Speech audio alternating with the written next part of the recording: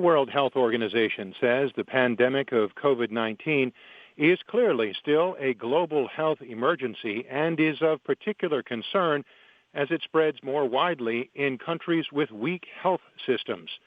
3 months after the WHO's Emergency Committee first advised its Director General Tedros Adhanom Ghebreyesus to declare a public health emergency over the coronavirus, Tedros said he had grave concerns about the potential impact of the disease as it starts to accelerate in countries that don't have sophisticated healthcare systems.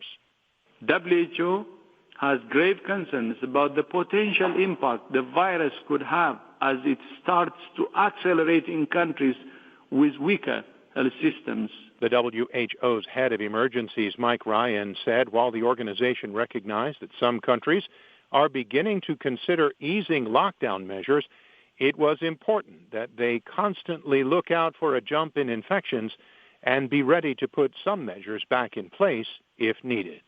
U.S. government regulators will allow emergency use of an experimental drug that appears to help some coronavirus patients recover faster. AP Washington correspondent Saghar Maghani reports. In normal times, the Food and Drug Administration requires substantial evidence of a drug's safety and effectiveness. In a public health emergency, though, it can simply require that a drug's potential benefits outweigh its risks.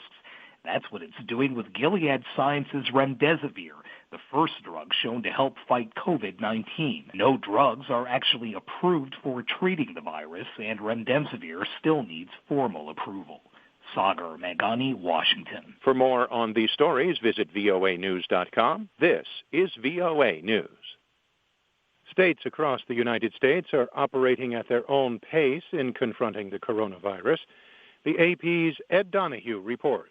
In Florida, Governor Ron DeSantis' phase 1 of reopening starts Monday. We're going to begin doing our state parks so people can go. Now, there's obviously going to continue to be social distancing. Restaurants and stores can also reopen Monday in Florida at 25% capacity. The stay-at-home order remains in Michigan, but Governor Gretchen Whitmer says some work can resume. That includes construction work, real estate activities, and work that is primarily and traditionally performed outdoors. And in Massachusetts, Governor Charlie Baker is ordering everyone there to wear face protection in public. There's 2 reasons for that. One is obviously to protect you from others, but just as important is to protect others from you. Baker plans to reopen Massachusetts May 18th. I'm Ed Donahue.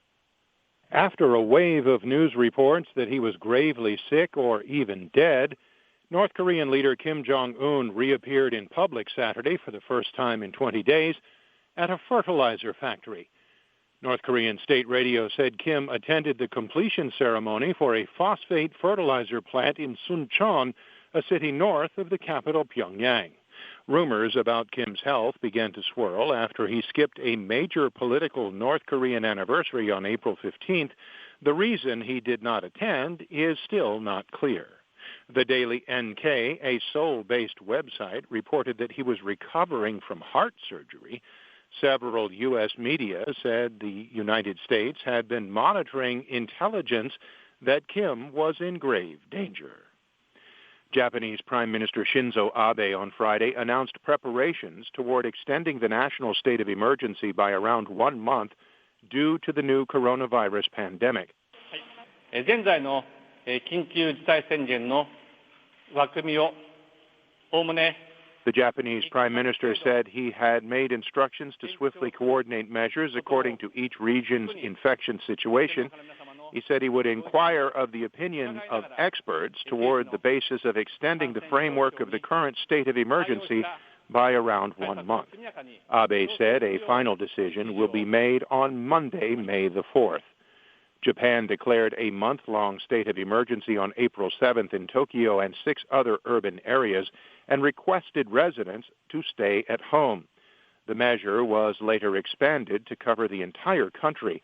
Requests for non-essential business closures were also issued in Tokyo and several other prefectures. For more on these stories, visit voanews.com. Reporting by remote, I'm David Byrd.